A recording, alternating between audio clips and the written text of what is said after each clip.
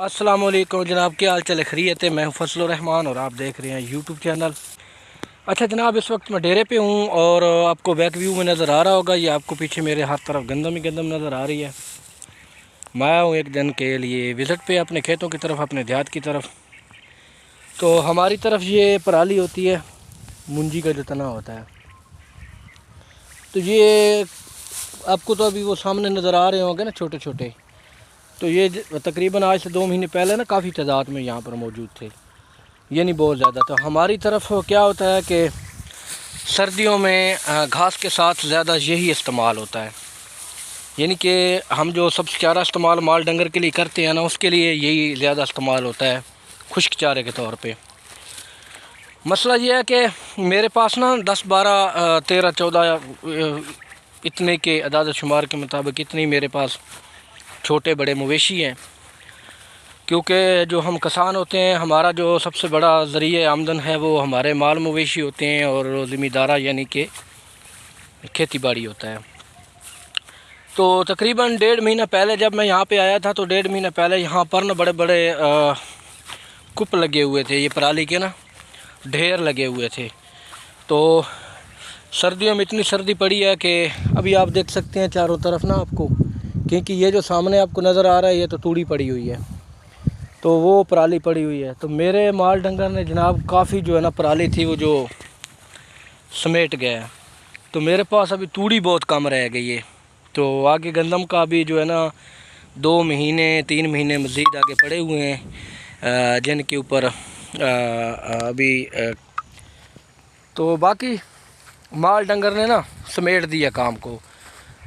اکثر آج کل دودھ آپ چیک کریں نا تو 200 250 پونے 300 تک کلو کی ایوریج بھی ہے شہروں میں، تو ہمارے دیہات میں ابھی بھی 160 170 80 کے حساب سے جناب دودھ کلو فروخت ہوتا ہے یہاں پہ۔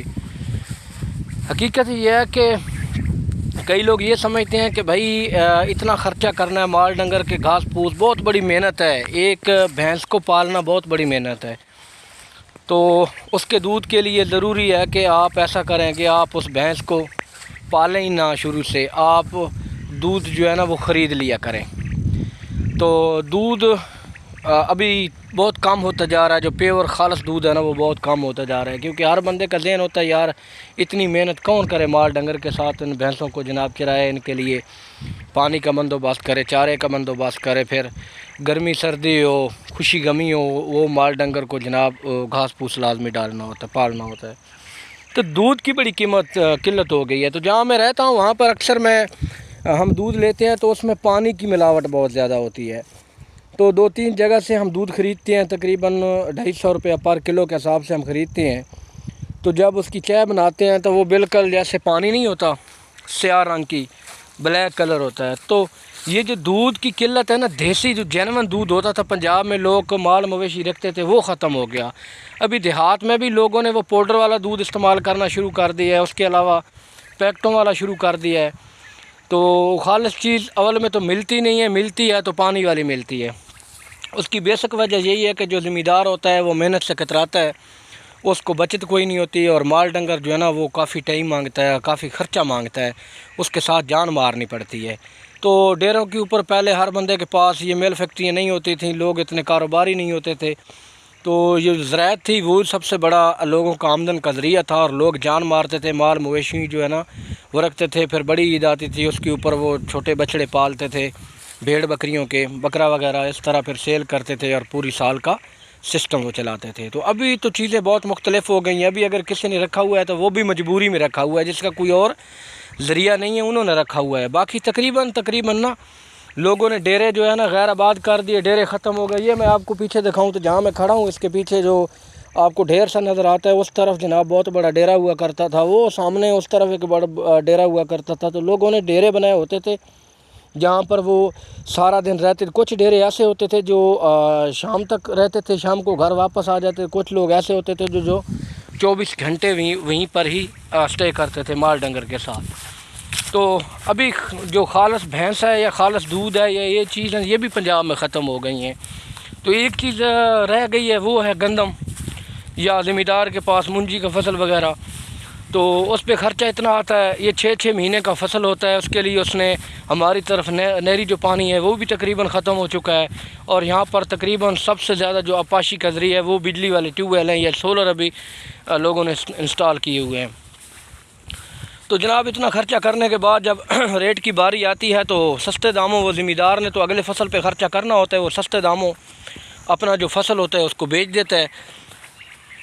پھر وہ منڈیوں میں چلا جاتا ہے. منڈیوں کے ذریعے پھر وہ گورنمنٹ کے گوداموں میں چلا جاتا ہے. تو یقین کریں اس بار 21-2200 پر من کے حساب سے لوگوں نے گندم بیچی ہے. اور ابھی حساب یہ ہے کہ ہمارے علاقہ میں 6000 پر من کے حساب سے بھی گندم فروخت ہو رہی ہے.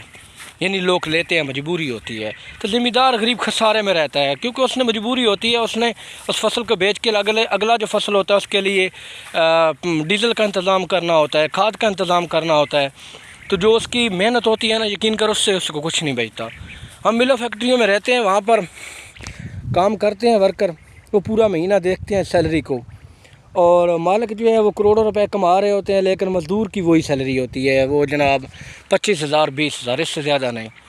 تو باقی یہ جو پیشہ ہے نا, یہ ذمہ دارہ کسان, وہ بھی لوگ ایسے ہیں جو اپنے مال مویشی نہیں چھوڑ سکتے یا باہر کام نہیں کر سکتے مل فیکٹری میں, وہ اسی کے اوپر محنت کر رہے ہیں اور صرف نہ گزر بسر کر رہے ہیں.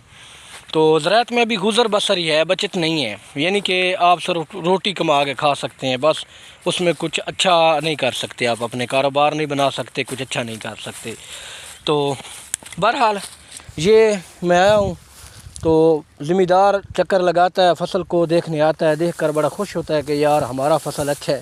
لیکن حقیقت مانے یہ اللہ کا نظام ہے. اس بار جو منجی تھی وہ بہت زبردست رزلٹ ہے اس کا, میں نے کافی ویڈیوز بھی لگائی اور دیکھا بھی ہے. لیکن جب میں آیا ہوں آخری سٹیج میں تو یقین کر فصل تباہ ہو گیا, بیماری پڑی اور کچھ بھی لوگوں کے ہاتھ نہیں آیا. تو جو گندم ہے باقی یہ اللہ کے کام ہے, بندے کے ہاتھ میں تو کچھ نہیں ہے, بندے نے محنت کرنی ہے. تو اس بار جو گندم ہے اس کا بھی آخر تک ذمہ دار خطرے میں ہوتا ہے کٹائی تک, کیونکہ کٹائی کے دنوں میں ہوائیں چلتی ہیں, بارشیں ہوتی ہیں, گندم گر جائے تو پھر اس کی اوسط میں کسی حد تک بڑا فرق پڑتا ہے. تو باقی یہ ہے کہ آج کل آپ ویو دیکھیں تو یہ ویو دیکھنے والا ہوتا ہے, ذرا خوبصورت ہوتا ہے, ذمہ دار اس کو دیکھتا ہے تو بڑا خوش ہوتا ہے. باقی گڈ ہو گیا. آپ لوگ کہاں سے ویڈیو دیکھتے ہیں میری, اور آپ کے علاقے میں آج کل آپ نے کیا کاشت کی ہوئی ہے, کمنٹس باکس میں ضرور بتایا کریں. اور لاسٹ میں وہی میری دوبارہ ریکویسٹ کہ چینل کو لازمی سبسکرائب کریں. انشاءاللہ اب ریگولر میری ویڈیوز اور ویلاگ آپ لوگوں پر آتے رہیں گی. نیکسٹ ویڈیو میں دوبارہ آپ سے ملاقات ہوگی, تب تک مجھے اجازت دیں. اللہ حافظ.